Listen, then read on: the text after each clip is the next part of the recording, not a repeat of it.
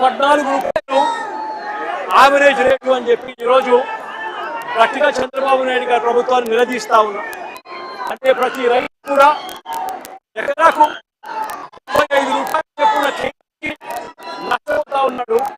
అప్పుడు రేట్లతో ఇవాళ పోలిస్తే ఇదే ఉత్తరాదిన, ఇదే దేవరపల్లిలో, ఇదే గోదావరి జిల్లాలో 2023-24లో వైఎస్ఆర్సీపీ ప్రభుత్వ హయాంలో సగటు ధర 326 రూపాయలు పలికింది యావరేజ్ రేటు.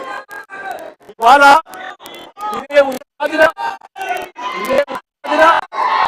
ఇవాళ సగటు ధర 236 రూపాయలు మాత్రమే పలుకుతా ఉన్న పరిస్థితి ఇవాళ రాష్ట్రంలో కనిపిస్తూ ఉంది.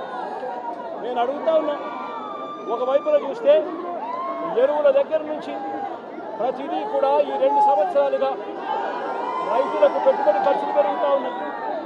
మరోవైపు చూస్తే రైతులకు 2023-24 అంటే 2 సంవత్సరాల కింద వచ్చిన రేట్లు కూడా ఇవాళ రైతుకు రాని పరిస్థితి కనిపిస్తూ ఉంది. మరోవైపు చూస్తే ఒకవైపున రేటు లేదు, మరోవైపున చూస్తే కొనుగోలు చేసే కార్యక్రమం కూడా జరగడం. ఇదే ఉత్తరాదిన ఈ ప్రాంతంలో 83 మిలియన్ కేజీల పొగాకు పండితే 105 రోజుల వేలం అయిపోయిన తర్వాత కూడా కొనుగోలు చేసింది కేవలం 10 మిలియన్ కేజీలు మాత్రమే.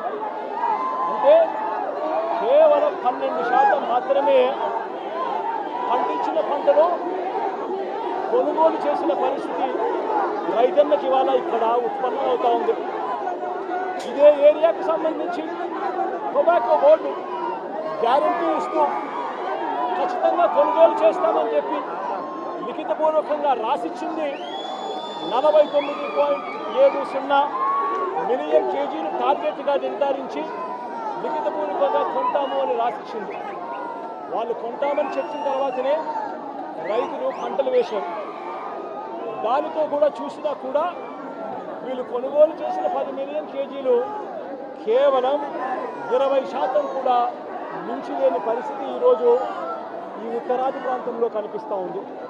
ఇక రాష్ట్ర వ్యాప్తంగా కూడా పరిస్థితి గమనిస్తే రాష్ట్రంలో ఈ సంవత్సరం 232 మిలియన్ కేజీలు రాష్ట్రంలో ఉత్పత్తి జరిగితే ఉత్తరాది ప్రాంతం, దక్షిణాది ప్రాంతం 2 ప్రాంతాలు కలిపి ఇవాళకి కొనుగోలు చేసింది కేవలం 47.3 మిలియన్ కేజీలు మాత్రమే కొనుగోలు చేశారు. అంటే పండిన పంట 232 మిలియన్ కేజీలు కొనుగోలు చేసింది రాష్ట్ర వ్యాప్తంగా. ఉత్తరాది ప్రాంతం, దక్షిణాది ప్రాంతం 2 కలిపి కొనుగోలు చేసింది కేవలం 47.3 మిలియన్ కేజీలు. అంటే కేవలం 21% మాత్రమే. మరి నేను అడుగుతా ఉన్నా, వీళ్ళ మాటలు నమ్మి, పొగాకు ఓటు మాటలు నమ్మి వాళ్ళు లిఖితపూర్వకంగా ఇచ్చిన హామీ మేరకు 142 మిలియన్ కేజీలు మేము కొనుగోలు చేస్తాము, మీరు పంట వేయండి అని చెప్పి వాళ్ళు చెప్పిన నేపథ్యంలో వేసిన పంట కొనుగోలును సైతం ఒక్కసారి బేరీజు వేసుకుంటే వీళ్ళు కొంటామన్నది 142 మిలియన్ కేజీలు, కొనింది చివరకు 47.3 మిలియన్ కేజీలు మాత్రమే. అంటే కేవలం 33% మాత్రమే కొనుగోలు చేసిన పరిస్థితి. మరోవంక 105 రోజులు, వేలం రోజులు దాటిపోయిన పరిస్థితులు కనిపిస్తూ ఉన్నాయి. నేను అడుగుతా ఉన్నా, ఈరోజు ఇదే వేలం కేంద్రంలో నేను వస్తున్నాను కాబట్టి, ఈ ప్రాంతానికి నేను వస్తానని చెప్పాను కాబట్టి ఒక వారం 10 రోజుల నుంచి 10 రూపాయలు రేటు పెరిగింది. లేకపోతే ఆ రేటు కూడా పెరిగేది కూడా కాదు. అలాంటి సిండికేట్ పరిస్థితుల మధ్య జరుగుతూ ఉంది. హైయెస్ట్ రేటు చూస్తే 242 రూపాయలు కొన్నారు. యావరేజ్ రేటు ఎంత అని చూస్తే 174 రూపాయల నుంచి కొనుగోలు లేవు. మరి నేను అడుగుతా ఉన్నా, పంట కొనే నాతులు లేని పరిస్థితిలో ఇవాళ రైతన్న వ్యవసాయం జరుగుతూ ఉంది. కొనుగోళ్ళ ముందు సాగడం లేదు. ఎక్కడ చూసినా కూడా కనీసం 30% నుంచి 40% రిజెక్ట్ జరుగుతూ ఉన్నాయి. లో బిడ్స్ వేస్తూ ఉన్నారు. రిజెక్ట్ చేస్తూ ఉన్నారు. రైతన్న ఈ సిండికేట్తో రైతన్న తీవ్రంగా నష్టపోతూ ఉన్న పరిస్థితులు కనిపిస్తూ ఉన్నాయి. ఇక్కడ దళారీ వ్యవస్థ పెట్టలేకపోయి మొత్తం కొనుగోలుదారులంతా సిండికేట్ అయినా కూడా ఒక్కరిని కూడా బ్లాక్ లిస్ట్ చేయలేదు చంద్రబాబు నాయుడు గారి గవర్నమెంట్. ఒక్కరిని కూడా అరెస్ట్ చేయలేదు చంద్రబాబు నాయుడు గారి గవర్నమెంట్. ఒక్క రైతుకి కూడా భరోసా ఇచ్చే కార్యక్రమాలు ఒక్కటంటే ఒక్కటి కూడా చేయలేదు చంద్రబాబు నాయుడు గారు.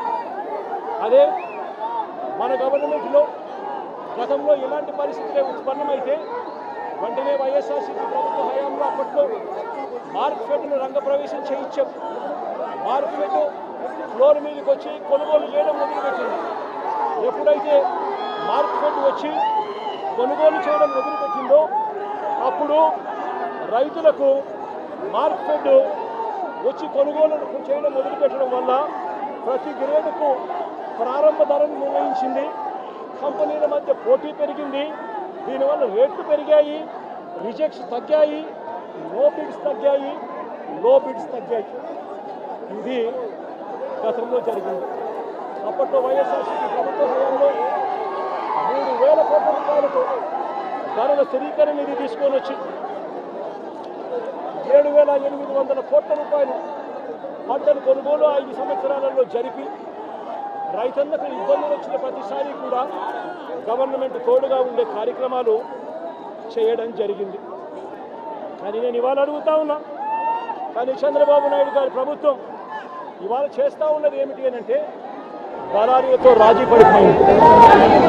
దళారీలతో నాకింత నీకింత అని చెప్పి కంపెనీలతో సర్దుబాటు చేసుకుంది కాబట్టి ప్లాట్ఫామ్ మీదకి మార్కెట్ను పోటీదారుడుగా కొనుగోలుదారుడుగా దింపలేదు. చంద్రబాబు నాయుడు చేస్తూ ఉన్నది ఏమిటంటే కేవలం 94 మిలియన్ కేజీల కట, అంటే కంటేమో 234 మిలియన్ కేజీలు పండితే కేవలం 94 మిలియన్ కేజీల కట కేవలం 20 రూపాయలు మాత్రమే సబ్సిడీ కింద ఇస్తానని చెప్పి చంద్రబాబు నాయుడు గారు చెప్పడం జరిగింది. అంటే ఈ 20 రూపాయలు కంపెనీ వాళ్ళకి ఇస్తాడట. అంటే కంపెనీ వాళ్ళు రైతులకు ఇప్పుడు ఇచ్చే రేటు కూడా తగ్గించి 20 రూపాయలు తగ్గించి అమ్ముకునేదానికి చంద్రబాబు నాయుడు గారు దారులు తెరిచారు. ఇదొకటి కాదు, చంద్రబాబు నాయుడు గారు కేవలం 94 మిలియన్ కేజీలు మాత్రమే కొనుగోలు చేస్తానని చెప్పడం వల్ల 232 మిలియన్ కేజీల ఉత్పత్తి అయిన నేపథ్యంలో తాను 94 మిలియన్ కేజీలు మాత్రమే పండిస్తానని చెప్పిన నేపథ్యంలో మిగిలిన పంట తాను కొనను అని చెప్పడం కూడా జరిగింది. దీనివల్ల రైతులు పూర్తిగా నష్టపోతూ ఉన్న పరిస్థితులు కనిపిస్తూ ఉన్నాయి. నేను ఒకటే చెప్తా ఉన్నా, చంద్రబాబు నాయుడు గారు చేయాల్సింది ఏమిటి అని అంటే మార్కెట్ను రంగప్రవేశం చేయించాలి. మార్కెట్ను రంగప్రవేశం చేయించి చంద్రబాబు నాయుడు గారు ప్రతి గ్రేడ్కు కూడా మినిమం ధర ఇది అని చెప్పి నిర్ధారించి ఫ్లోర్ మీదకి మార్కెట్ను పంపించారు.